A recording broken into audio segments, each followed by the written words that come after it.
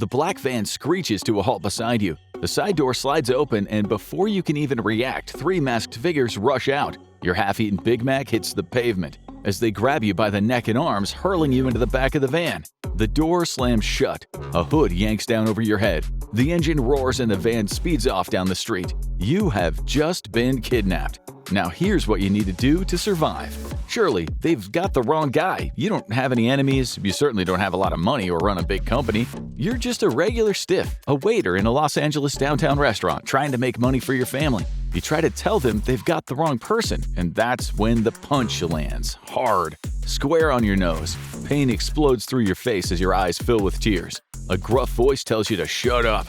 It's not a voice you immediately recognize. You try to stay calm. Somewhere in the back of your mind, you remember going down a rabbit hole on kidnapping after watching a movie. You read that panic, tears, rage, and screaming can get you killed. This isn't the time to lose control. You can't get out of this yet, so you'd best start making a plan of action. What do they want? It's hard to pin down exactly how many kidnappings happen in the US each year, but when they do, they most involve someone the victim knows, often a relative. In fact, many cases are children taken by a parent or family member. But you're a 36-year-old man, so unless grandma's still holding a grudge over that forgotten birthday card, you can probably rule out a family feud. The kidnappers haven't spoken to you again, so first you wonder if they're keeping quiet because you would recognize someone's voice, or is this some kind of prank? If it is not funny, especially that punch in the face. Okay, think. You need to assess what's going on around you. What can you smell? Does the van smell new? Are these guys wearing cologne? Someone has definitely eaten in here recently. You can smell pizza, so whoever this is, they've just been for pizza. That could be useful information for the cops, if you survive. And that voice, the one that told you to shut up, it sounded like a middle-aged man. He had an accent, not strong, but definitely East Coast. It's weird, but with just 2 or 3 words, you could sense he's confident, like this isn't his first rodeo. These guys are probably professionals. No one is laughing, no one's arguing. Whatever's happening here has been meticulously planned, which probably means you have time on your hands. But what could they possibly want with a waiter? Did someone really hate their entree that much? But those are questions for later. Right now, you need to focus on every bump, every turn, every sound. Wherever they're taking you, you need to start piecing it together. When they took you, the car pulled away fast straight down the street for 5 minutes, maybe less. You remember stopping at a light, which had to be the one near that pizza joint, and then you took a left for a quick couple of blocks, and then a right, and after that it gets kind of messy because that was when you got your nose smacked. You lost track for a minute. Still, judging by the speed now, the steady hum, the smoothness of the road, you think you've just gotten onto the freeway. It's been about 10 minutes. From now on, you've got to count the distances on each road in your head. Speedy getaways aren't really possible in gridlock streets in LA. You're definitely in traffic now, but you're not going to struggle with these guys and try to get out. That would be pointless, and it could get you killed. You remember what the experts said, don't resist once they've got you. What really gets under your skin, though, is that you didn't act when you had the chance. If anyone ever tries to grab you off the street, the first rule is make noise. Bring attention to yourself. You should have screamed. Even if the street was quiet, someone might have heard. You should have yelled fire, because people always react to fire, or just help, or call the police. Anything would have been better than silence. You should have fought back, gone for their eyes, bitten them, kicked them, anything. Any pressure point would have worked. You should have grabbed whatever you could and swung with everything you had. Never allow yourself to be thrown into a vehicle. And that's exactly what you did.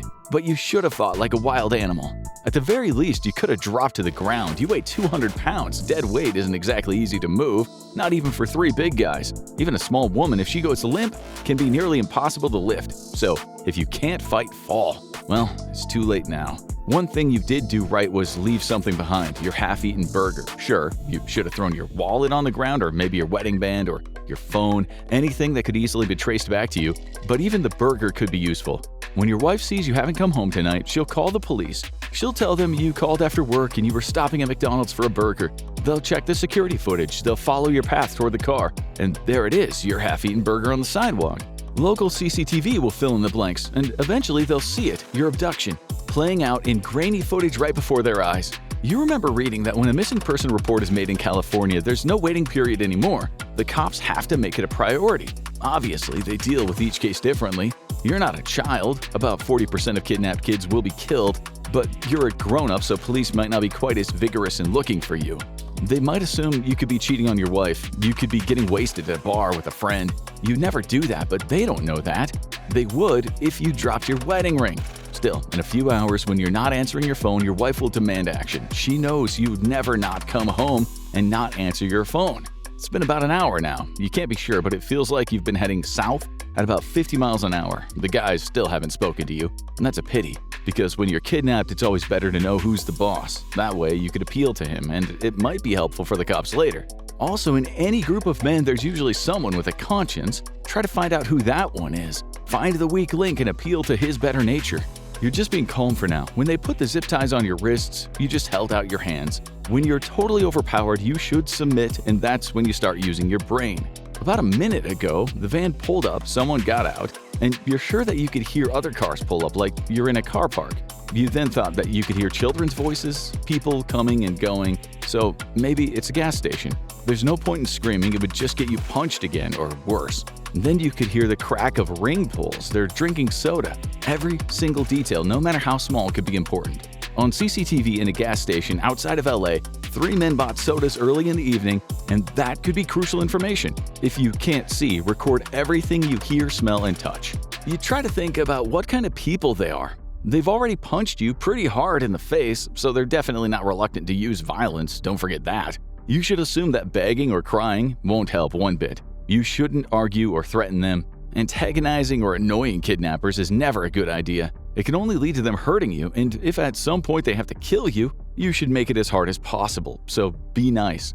The moment you get a chance to speak, you're going to try to connect with them. It's best to talk about universal subjects, like sports games, the weather, your hobbies, LA traffic jams, things that humanize you. But absolutely don't talk about how much your family will miss you or how much trouble they're in. Treat them like someone that you just met at a bar. But you shouldn't overplay your hand and try to get too friendly, since they'll know you're trying to manipulate them. Whatever you do, don't sound too smart, like someone who's analyzing them or making mental notes about their locations. But don't play too dumb or they'll see through that. They might be idiots, but don't assume this. Assume they're just as smart as you. And definitely don't talk about politics or religion. It's possible you've been kidnapped by terrorists or activists, and saying the wrong thing about touchy topics could make it easier to put a bullet in your head. You remember reading that in the US, one of the most common types of kidnappings is what they call express kidnappings, like when guys grab you and then drive you to an ATM. But if this were an express job, they'd have already emptied your account and kicked you out, and let's be honest, they'd have chosen someone who looks like they've got money. You wonder if you should try to say something again. Generally, people who've been abducted are in a lot of danger in the first 10 minutes or so, because that's when the abductor's adrenaline and emotions are running high. Once they've settled down, it's much safer to speak. And the guys have just eaten. Just now, one of them emptied your pockets, taking your phone and your wallet. He was quite gentle. That would be a good time to communicate, but you decide to wait. You turn off the freeway after what feels like another 20-30 minutes. It's a right turn, and the road you're on now is very quiet. Only now and again do you hear a car pass. "I need to pee," you tell them, hoping that you won't get another punch in the face. You had a large Coke back at McDonald's and you can't hold it in anymore. About 5 minutes later, the van slows down and pulls to the side of the road. 2 men grab you, one from each side, and take you out. It must be dark right now, but you can't see anything under the hood. You hear crickets and birds, and the air smells clean, like you're in a rural area. You're aware that trying to run away right now would be hopeless and dangerous. Never try to escape from a kidnapping unless you either know for absolute certain that you're about to die, or you definitely have a very good chance of getting away. Other than that, resistance will only get you killed. Statistically, most abductors are very reluctant to kill abductees. It's incredibly rare what's happening to you. It's most likely they want some money or leverage, or maybe infamy, which very rarely leads to murder. By ascertaining these things, you can figure out your plan of action. If you were a woman or a high-level drug dealer, or you just woken up in a house with one very creepy man, you'd have much more to worry about, and you would have to plan accordingly. Still, you wish you had something to drop, to leave behind. You have to think that everything you do could be an opportunity to leave clues, even if it's just making unique footprints on a dusty road, or hocking up some snot and spitting it out. So as you pee, you spit, and you try to make an impression on the ground with your feet. If you survive, you might later be able to find this spot with the police, and that might mean being able to find wherever it is they're going to take you. Man, you're smart. Before long, you're hauled back into the van. After about 45 minutes and a number of turns, you can hear sticks and gravel under the van's tires and the sound of branches scraping along the van's exterior. you are definitely well off the beaten track. Your dog sense is saying that you've been on Ortega Highway, the 74, and turned off on a rural road. And if you ever get out of this, that's where you'll point the cops. After exactly 47 steps, gravel crunching under your feet, you hear a door being unbolted rather than unlocked. So maybe this is a barn. You use a mnemonic, 47 steps, the same number as the age of your boss, Tony, so you tell yourself you're in Tony's barn. Inside, it feels dusty under your feet. They throw you down into a chair, plastic, not something you generally find in someone's living room. You can tell by the acoustics that you're in a large space. There's no hum of electricity, no sound of appliances, but then a generator kicks on. This has got to be a barn or a warehouse, but you're thinking a barn because it's deathly quiet except for the sound of buzzing and chirping insects. It also smells very earthy in here. "Eat," says one of the men as he lifts up your hood, giving you just enough space to use your mouth. You remember reading that if your kidnappers offer you food, eat it. Refusing could annoy them, and you'll need the energy for your body and your mind if you're gonna make a run for it at some point. It's not much anyway, it's just a sandwich that feels like a prepackaged thing, so maybe they'd picked it up when they stopped on the freeway. You even make a mental note of the filling, ham and cheese. All the cops have to do now, if you ever get to speak to them, is check gas stations for someone who bought sodas and a ham and cheese sandwich in the early evening. As you take the last bite, you remember what you read about zip tie restraints. If you bite them, just causing a little bit of a cut, you can bring them down hard on your knees and sometimes they'll snap. And if they leave you alone long enough, you might just have a shot. Your shoelaces could become your escape tool. You could untie one halfway and loop the free end under your foot. You could use it like a makeshift saw. With enough friction, the heat might weaken or even melt the plastic restraints. It would take time, maybe hours, but right now, time is the one thing you got. The guys are now obviously in another room because you can hear the mumble of their voices. Still, you're not going to try to get out of your ties just yet. Just keep calm and wait.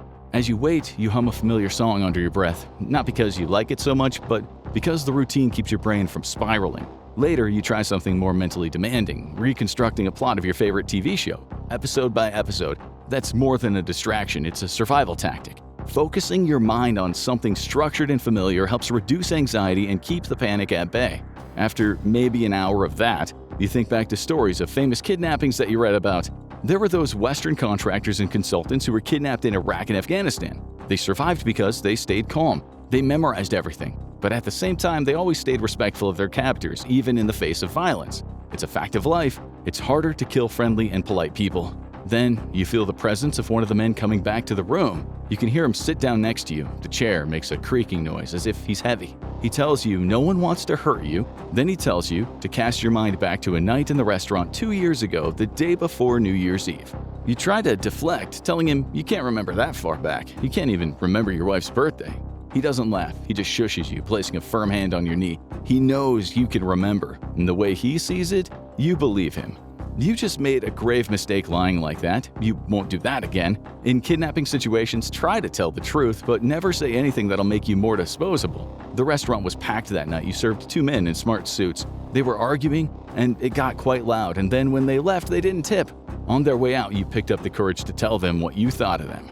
You don't say anything to your abductor, but you remember it clear as day. There was something very scary about that guy. He tells you that one of those men was wearing a wire. They were both city officials who did business with organized crime, but the audio from their conversation was corrupted. The kidnapper now tells you that one of the men is now dead.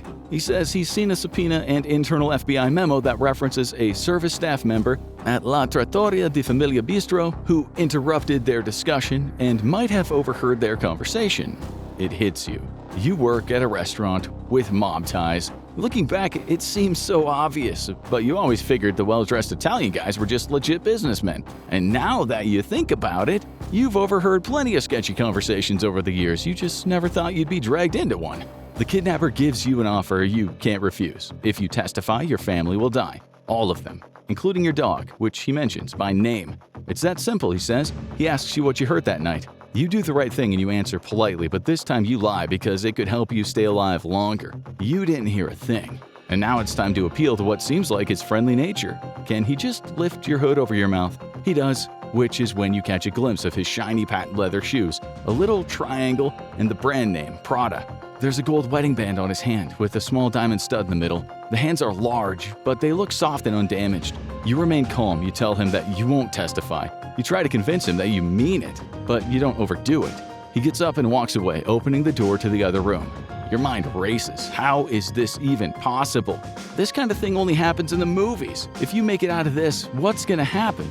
Do you go straight to the police? If you don't, it's going to raise red flags. If the cops ever find out that you were kidnapped and didn't tell them, you might be charged with obstructing justice. Should you tell the truth in court if you're asked to testify? Do you really want to risk your family getting hurt so a stranger goes to prison? The last thing the guy said before was that they knew your daughter's name. And do you really want 24/7 surveillance or even witness protection, having to move away from all your friends and family? You remember reading a report a couple of years ago that said that there were 8,600 witnesses and 9,900 family members currently in the U.S. Witness Protection Program. Those people could opt out at any time and ask to be relocated, not usually where they want to go. There's very little oversight once you're in, and you would be expected to cut off ties with everyone but your immediate family. The authorities say the program has an almost 100% rate of keeping people alive, but not when people break the rules and maybe get in touch with Grandpa face-to-face. Phone calls and letters are okay, but only through the program's secure lines. Because if you break the rules and someone finds out, well, you've seen enough gangster movies to know how that story ends. The door opens again and you hear footsteps. This is it. It's now or never. They might kill you, but you've done everything you can. They must have driven for 3 hours before they dumped you out of the van. Again, you'd memorized every turn, counted all the seconds that you'd driven down every road. This time you used your fingers to count each right and left turn. You also chipped off a bit of your fingernail picking at it as if you were anxious, but really it was so you could leave your DNA in their van. You did the right thing and you waited until they drove away to pull off your hood. You have no phone, no money, no wallet. The phone wasn't even locked. They know everything about you. You walked for at least an hour until you could flag down a car. By that point, you managed to cut off your ties using a sharp rock in the side of the road. You told the lady driving that you'd been a victim of a practical joke. In kidnapping situations, never assume that just after you've been released, you're not still being watched. Who knows? This could be a test. And blabbing to a woman in a car about being kidnapped by gangsters could get you killed. You walk along the road in a daze. Details, voices, random moments flashing through your head. You try to remember as much as you can. You did everything you could. You played the game. You cooperated, for now. And somehow you made it out alive. Now there's only one thing left to do. Get home. But not everyone wants to escape their captors. Sometimes it's not ransom notes being sent, it's love notes. Find out why 8% of people fall in love with their kidnappers, or click on this video instead.